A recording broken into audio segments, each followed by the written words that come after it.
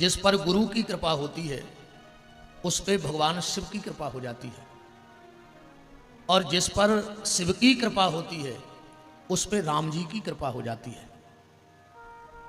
आप लाख प्रयत्न कर लो, लाख उपाय कर लो, पर अगर तुम पे शिव जी की कृपा नहीं है तो कभी तुम्हें राम नहीं मिल सकते।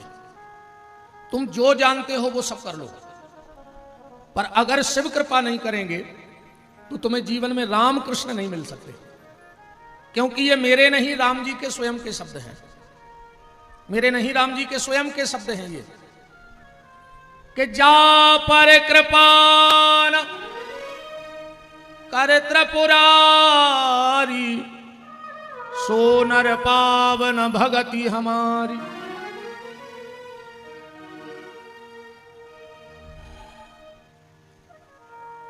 और भगवान ने यहां तक कहा है कि शिवद्रोही ममदास कहावा, और सो नर मोए सपने नहीं भावा।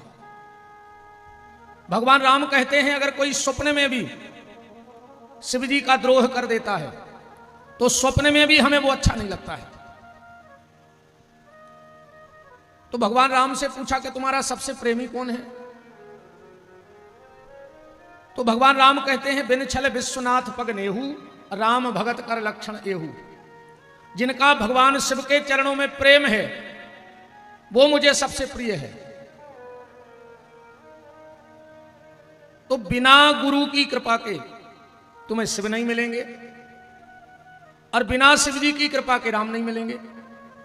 अच्छा, जिस पे राम की कृपा हो जाए उस पे किसकी कृपा होती है? फिर गुरु जी की कृपा से शंकर जी मिले हैं, शंकर जी की कृपा से राम जी मिले हैं। आज देखो राम जी में लोगों का मिले है फिर, क्योंकि राम तो शिव जी की कृपा से मिले हैं। तो राम कृपा का भी तो कुछ मिलना चाहिए कि नहीं मिलना चाहिए? तो राम कृपा का फल यह है कि जिस पे राम कृपा हो जाती है तो जा पर कृपा राम की होई, सुता पर कृपा करे सब कोई। राम की कृपा जिस पे हो जाएगी उस पे सारे संसार की कृपा हो जाएगी। और राम दाहिने जेई भये सो सबई दाहिने होए। भगवान की अगर कृपा हट जाए तो फिर किसी की कृपा नहीं हो सकती।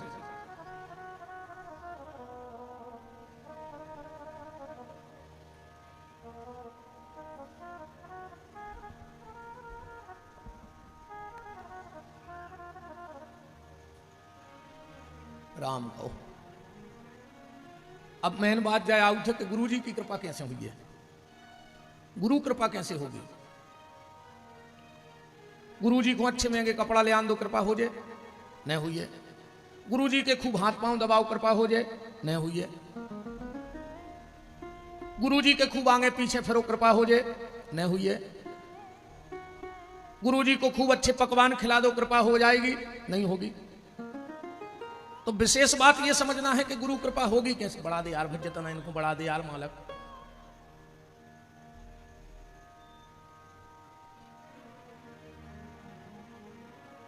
राम राम राम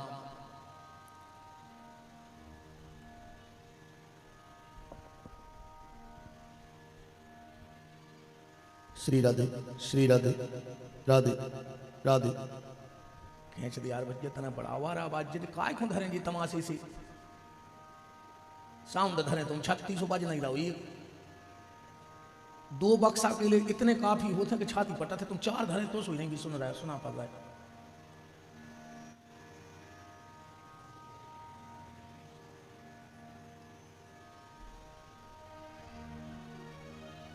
राम राम राम श्री राधे श्री राधे राधे राधे।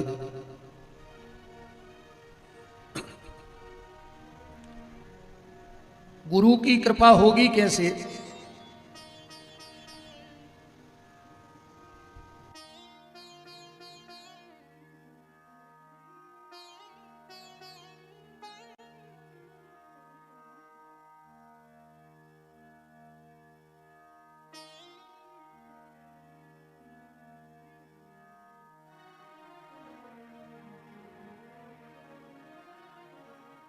श्री राधे, श्री राधे,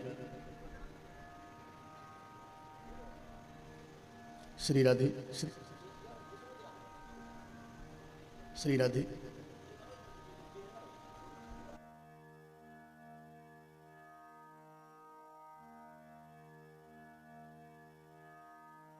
श्री राधे,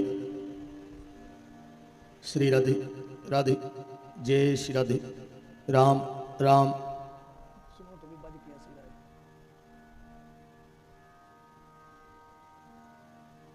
राम राम राम राम राम, श्री राधे।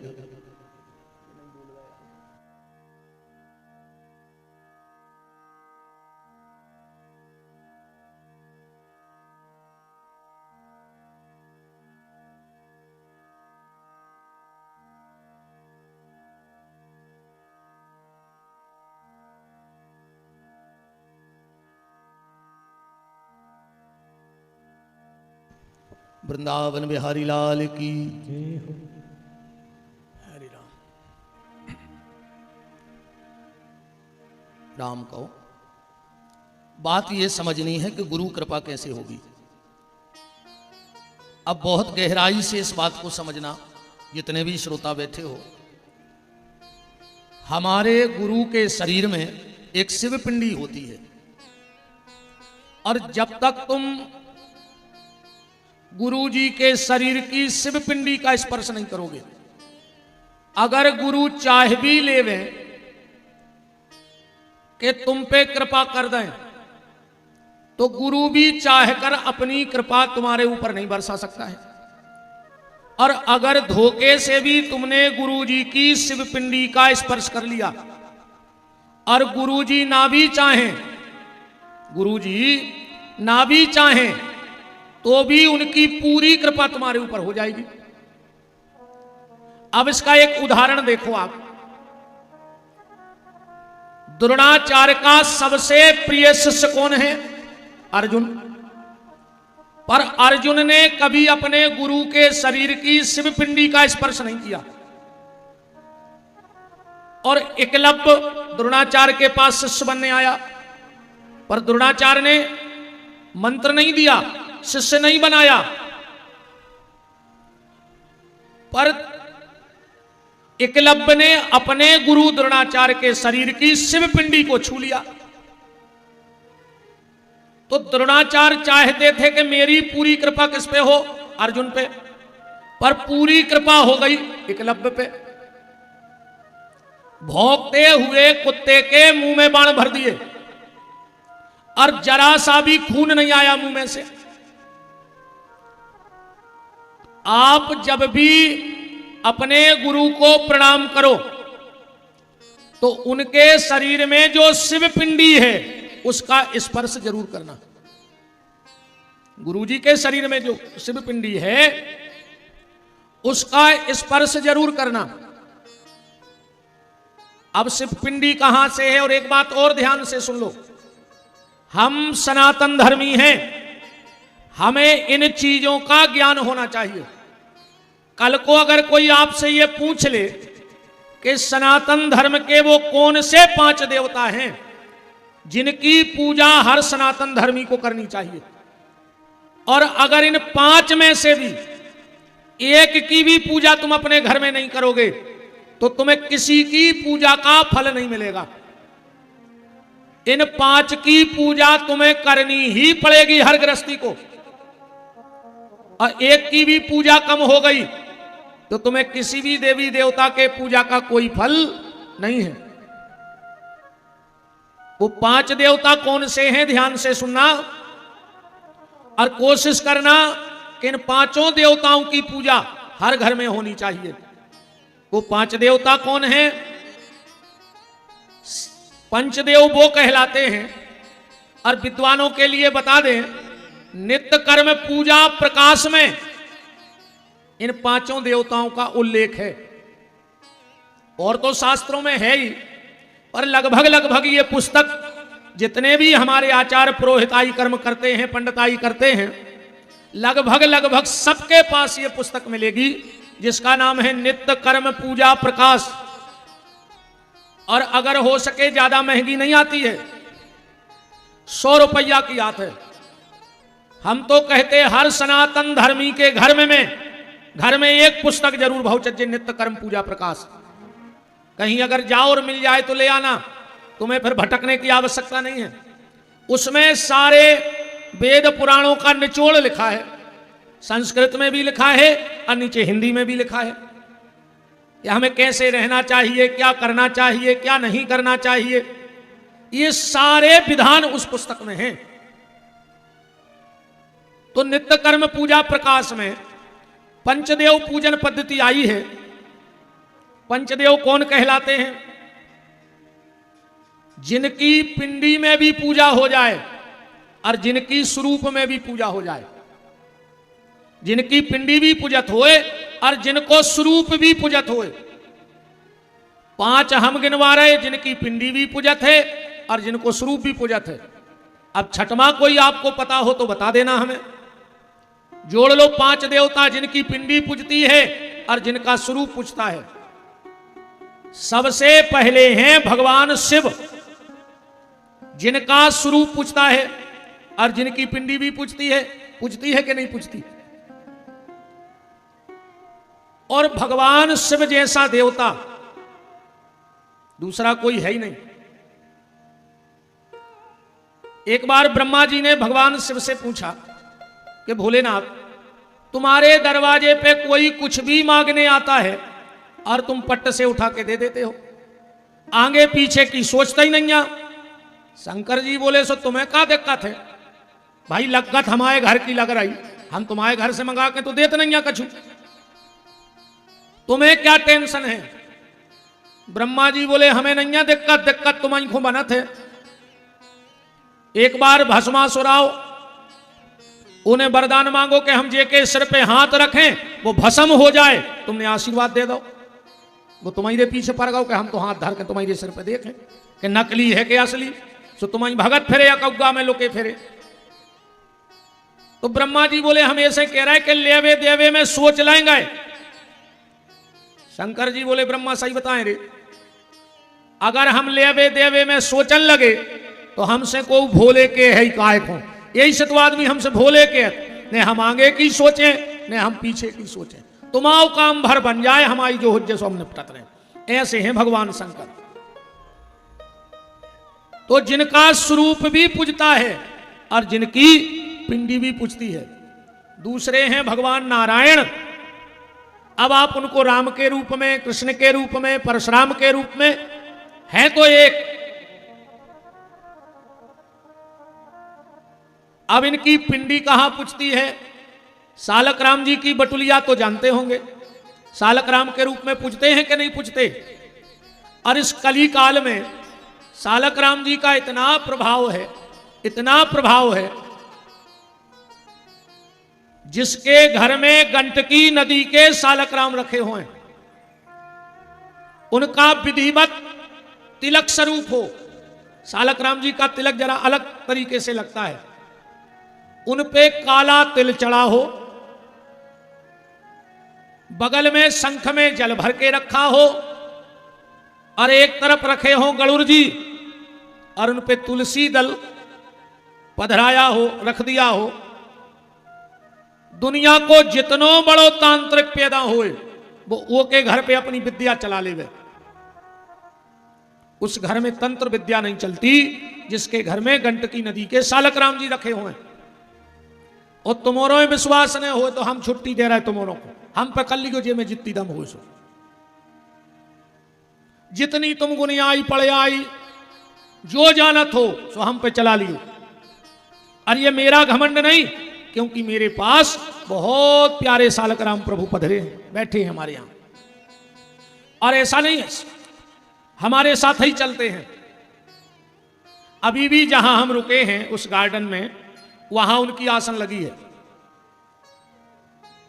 कहीं से अगर तुम्हें सालक राम जी मिल जाएं तो एक बार अपने घर में जरूर पधराना, जरूर ले आना। अब सालक राम जी की पहचान क्या है? तुम्हें कोई भी काला पत्थर दे सकता है और कह दे ये सालक राम है तो तुम ले आओगे। सालक राम जी की पहचान है उनमें सोना होता है। काले पत्थर में अलग सोना दिखता है, और अगर किसी काले पत्थर में सोना दिख जाए तो ले आना। सालकराम में सोना होता है। हमें एक संत जी ने दिए थे, हमारे सालकराम जी में ओम लिखा है सोने से, बिल्कुल स्पष्ट नजर आता है ओम। सालकराम जी की बड़ी कृपा है। हम 7वें दिन जब कथा कहेंगे सालकराम जी की, कैसे प्रकट हुए वृंदा के श्राप के कारण, तो फिर हम आपको एक एक चीज बताएंगे सालकराम जी के बारे में। आज तो ये प्रसंग अलग है, अभी हम वहां पहुंचे नहीं। पर सालकराम जी को घर में जरूर रखना। तो पहले हो गए भगवान भोलेनाथ, जिनका स्वरूप भी पूजता है और जिनकी पिंडी भी पूजती है। दूसरे हो गए राम, जिनका स्वरूप भी पूजता है और जिनकी पिंडी भी पूजती है। तीसरी है माता दुर्गा, माता चंडी, जिनका स्वरूप तो आप सब पूजते ही हो।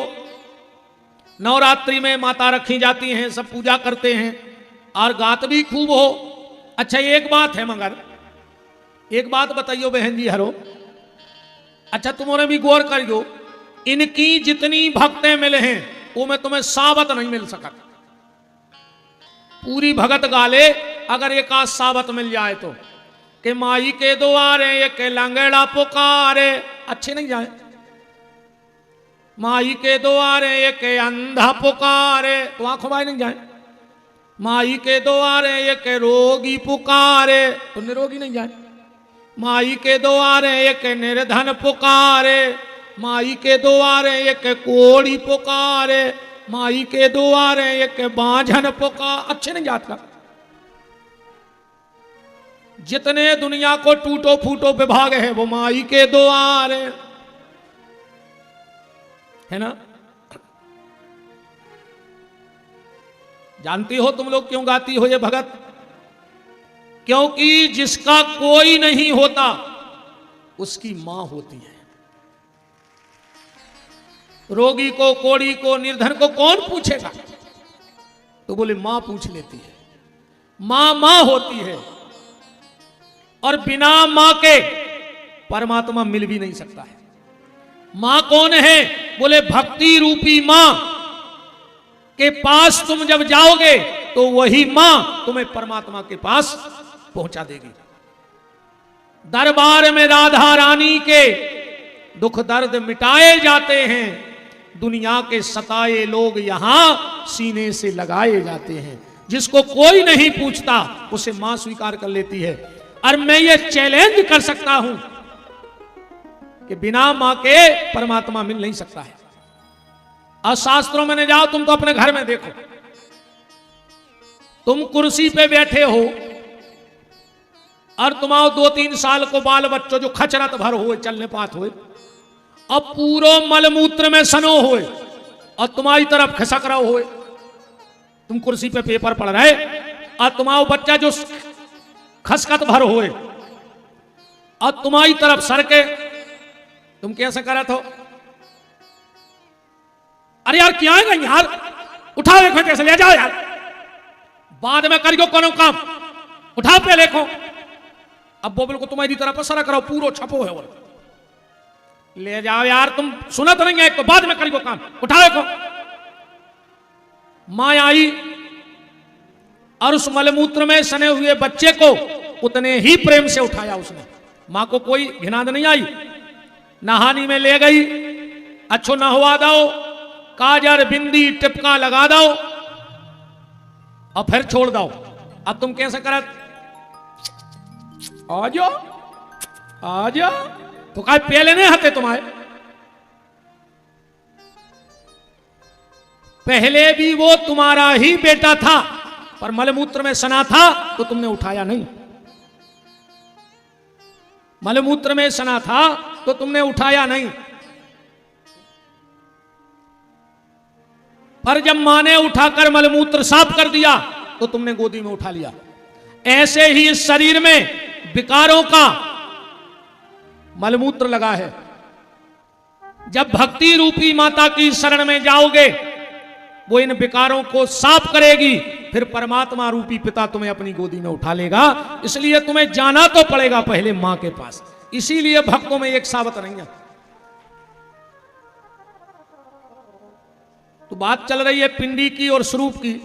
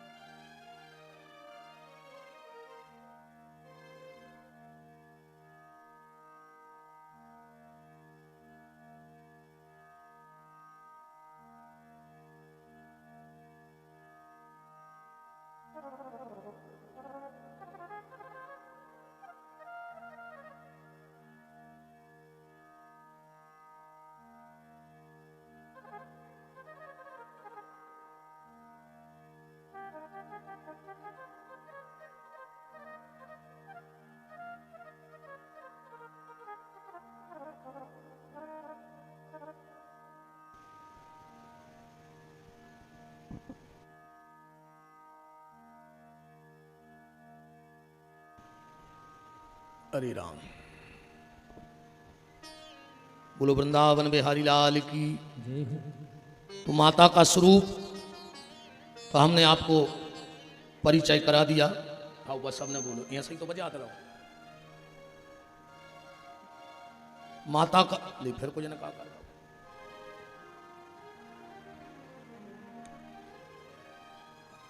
माता के स्वरूप का तो हमने आपको परिचय करा दिया। माता की पिंडी कहां पूजत है? वैष्णव देवी कौन कौन गया है? हाथ उठाओ। वहां पर स्वरूप है कि पिंडी? पिंडी है।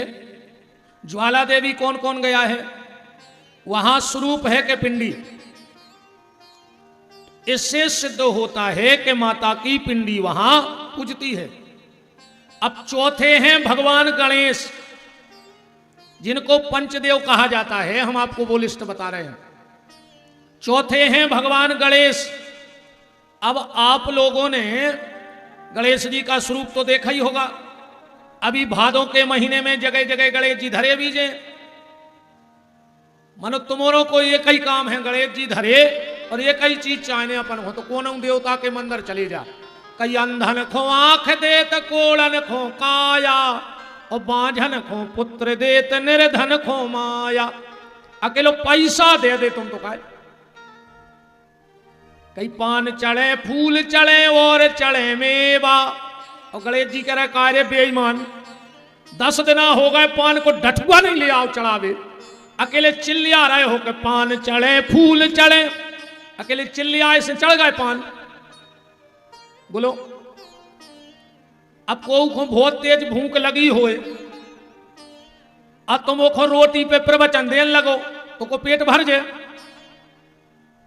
बताओ को बहुत तेज प्यास लगी होए अब तुम वो प्रवचन देव के जल है तो कल है, जल ही जीवन है, वो की प्यास मिट जाए। कई पान चढ़े फूल चढ़े और चढ़े मेवा। वो लड़ुअन के भोग लगे संत करें सेवा। और पूरे गणेश जी शक्कर के दानों में निपट गए। बिलिया में धरी शक्कर, कई जय गणेश जय गणेश जय गणेश। और चिल्लिया ऐसा कई पान चढ़े फूल चले, लड़ुअन के भोग लगे। अरे एक लड़ुआ नहीं मिलो गणेश जी को 10 दिन में। इससे क्या होगा? तो ये तो गणेश जी का स्वरूप है। आजकल एक नई फैशन चल गई है, आदमी मकान बनाऊ और मेन दरवाजे पे गणेश जी लगा लेते। लगाऊ कि नहीं लगाऊ? जबकि तुम्हें पता है कि गणेश जी की पीठ के पीछे दरिद्रता को निवास है। गणेश जी की पीठ के पीछे दरिद्रता रहती है। अब तुमने मेन दरवाजे पे गणेश जी लगा दिया, पीछे को रहे घर में, दरिद्रता जाके रहेगी कि नहीं रहेगी? और अगर तुमने ऐसे कई आदमी ऐसे लगा निकरत में गणेश जी को दर्शन हो जाए तो हाथी की एक आदत हुई, देखी है तुम्हारों ने? हाथी को तुम कछू भी दे दियो वो सूंड में ले है तो कहां फेंकत? आगे नहीं फेंकत, कब पीछे फेंका था। ये हाथी का स्वभाव है। अब अगर तुमने ऐसी फोटो गणेश जी की लगा ली कि निकरवे पे घर से दर्शन हुए, तो वे घर को सब उठा उठा रोड पे फेंक दे। गणेश जी की तस्वीर घर में कहां लगानी चाहिए और कैसी लगानी चाहिए? आपने देखा होगा किन्हीं किन्हीं गणेश जी की सूंड बिल्कुल सीधी रहते, कोई कोई गणेश जी की सूंड दाहिनी तरफ, कोई कोई गणेश जी की सूंड बाईं तरफ। तो घर में कौन से गणेश जी लगाओ चाहिए? सीधी सूंड बारे के दाहिनी सूंड बारे के बाईं सूंड बारे? पर जब चर्चा आज की नहीं जा तो परसों गणेश जी के जन्म पे हुई है। आज तो सिर्फ पंचदेव पूजा है। तो गणेश जी का स्वरूप आपने देखा। गणेश जी की पिंडी कहां है? वैसे तो आजकल लोग गोबर के गणेश बना रहे, जबकि गोबर के गणेश जी बनते ही नहीं है। अब बनते हो तो कोई विद्वान बताए कहां लिखा है, किस शास्त्र में लिखा है, किस पुराण में लिखा है कि गोबर के गणेश जी बनत हैं। पर मैं आपको बता रहा हूं, गोबर के गणेश नहीं बनते, पर गोबर की गौरी बनत है। गैया के गोबर में गणेश जी को वास नहीं है, गैया के गोबर में लक्ष्मी जी को वास है। गोमयम गौरी, ये वेद का सूत्र कहता है, गोमयम गौरी और फलमयम गणेश। आपने देखा होगा जब तुम्हारे घर में कोई पूजा पाठ होता है, बड़ा यज्ञ अनुष्ठान, तो पंडित जी लोग क्या करते हैं, सुपारी में रक्षा सूत्र लपेट के चावल की कटोरी में रख के कहते हैं आओ गणेश गौरी की पूजा करो अब। और अगर कभी तुम्हारे घर में कोई पूजा होवे, अनुष्ठान होवे, और अगर पंडित जी सुपारी के गणेश बना लेवे, तो जब पंडित जी जान लगे तुम भिखारी बन जाइयो, कहियो पंडित जी सब ले जाओ, पर जब कटोरी हमारी झोली में डाल जाओ। वो सुपारी के गणेश कभी तुम्हारे घर के चौखट नहीं लगना चाहिए, क्योंकि अगर गणेश तुम्हारे घर से चले गए तो रिद्धि सिद्धि अपने पति के बगैर थोड़ी रहेंगी, वो पीछे ही से निकल जाएंगे। भाई जहां पति है पत्नी का सर्वस्व तो वहां है, चाहे वो घर में रहे चाहे वन में रहे। और जब गणेश जी के साथ रिद्धि सिद्धि बाहर हो जाएंगी तो शुभ लाभ अपनी मां के बगैर कैसे रहेंगे? तो तुम्हारे घर से सब चला जाएगा। इसलिए कभी भी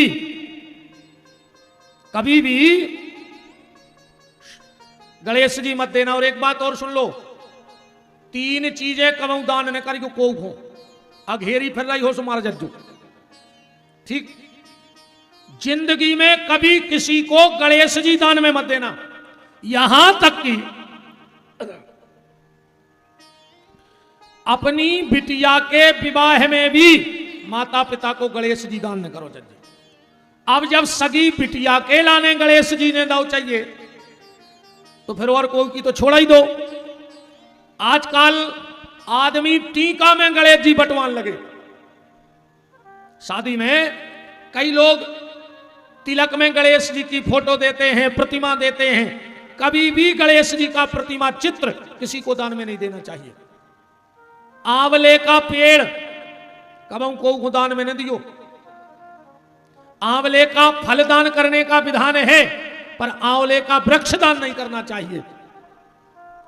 और हमारी बात जब मानियो, जब भोग ले हो विश्वास नहीं हो तो तुम 1 साल तक चौथ के चौथ छोटी सी गणेश जी की प्रतिमा अपने घर से दान करने लगो। 1 साल तक शायद ही है तुम्हारे ना भोजनों की व्यवस्था बच जाए 2 साल में। जो कर लियो, जब मानियो हमारी बात, आंख बंद करके हमारी बात नहीं मानने हर बात। नौमी रेगुलर अपने घर से आंवले को वृक्ष दान कर दे, फिर तो मान हो के आंवलो दान नहीं करो जाए। इसलिए कभी भी आंवला और गणेश जी का दान नहीं करना चाहिए। एक चीज और है, वो हम गणेश जी के जन्म पे बताएंगे। एक चीज कौन सी कबहू को खोने दाव चाहिए। तो कितने हो गए? 4। सबसे पहले भगवान भोलेनाथ, जिनका स्वरूप भी पूछता है और जिनकी पिंडी भी पूछती है। दूसरे भगवान नारायण, जिनका स्वरूप भी पूछता है और जिनकी पिंडी भी पूछती है। तीसरी माता दुर्गा, चौथे भगवान गणेश और पांचवें हैं भगवान सूर्य। ये पंचदेव कहलाते हैं। अब सूर्य का स्वरूप तो आप सबने देखा है, 7 घोड़े नहे हैं, अरुण जिनके सारथी हैं और भगवान भुवन भास्कर विराजे हैं। अब सूर्य की पिंडी कहां पूजत है? सूर्य का लाकेट देखा है, जिसमें ना हाथ हैं, ना पांव हैं, ना पेट है, ना पीठ है, खाली अकेला मुख है। खाली अकेला मुख है, वो सूर्य की पिंडी है। और कली काल में जो सूर्य हैं वो प्रत्यक्ष देवता है, जिनका हम दर्शन कर सकते हैं। अगर जिस व्यक्ति ने जीवन में सूर्य आराधना कर ली, सूर्य आराधना का प्रत्यक्ष फल है। पर हम लोगों को तो सूर्य को जल चढ़ाना भी नहीं आता। विशेष ध्यान से सुनना, पुरुष वर्ग और मातृ शक्ति, जब भी सूर्य को जल चढ़ाओ तो पुरुष के लिए अपना दाहिना पांव की एड़ ही जमीन से ऊपर उठा लो चाहिए, वरना भयंकर अपराध लगता है उस व्यक्ति को। सूर्य को जल चढ़ाते वक्त अपने दाहिने पांव की एड़ी आदमी को जमीन से ऊपर कर लो चाहिए, उंगलियों पे पांव साध लो चाहिए। और माताएं जब सूर्य को जल चढ़ाएं तो बाएं पांव की, डेरे पांव की एड़ी जमीन से ऊपर उठा लो चाहिए। अगर पुरुष की दाहिने पांव की एड़ी जमीन में लगी है और वो सूर्य को जल चढ़ा रहा हो तो अपराध लगे। और माताओं की अगर बाएं पांव की एड़ी जमीन में लगी है और वो जल चढ़ाएगी तो अपराध लगेगा। सूर्य को कभी एक बार में जल नहीं चढ़ाना चाहिए, और भगवान शंकर को एक ही बार जल चढ़ाओ चाहिए। अगर लोटा की धार टूट जाए तो जल चढ़ाओ बंद कर दो, एक धार में जल चढ़ाना चाहिए। और सूर्य को जल सिर्फ गंगा सागर से चढ़ाना चाहिए। गंगा सागर किसको कहते हैं? एक टोटी वाला लोटा आता है, उसको गंगा सागर कहा जाता है। और ये कहावत भी है कि सारे तीर्थ बार बार और गंगा सागर एक बार। सूर्य को कभी एक बार में जल मत चढ़ाओ, गंगा सागर हाथ में ले लो और 3 बार जल चढ़ाओ। एक बार जल चढ़ाओ, फिर हाथ सीधो करो, फिर जल चढ़ाओ, हाथ सीधो करो, फिर जल चढ़ाओ, फिर हाथ सीधो करो। मैं आपको कुछ विधि बता रहा हूं और शास्त्र मत विधि बता रहा हूं, टोटका टोना बारी नहीं। ऐसी ऐसी जा कथा नो कई करिया परस धल्ले सो कृपायान लग। अगर करिया चामरे से कृपा आउती तो सबसे ज्यादा कृपा तो भैंसों पे रहने थी।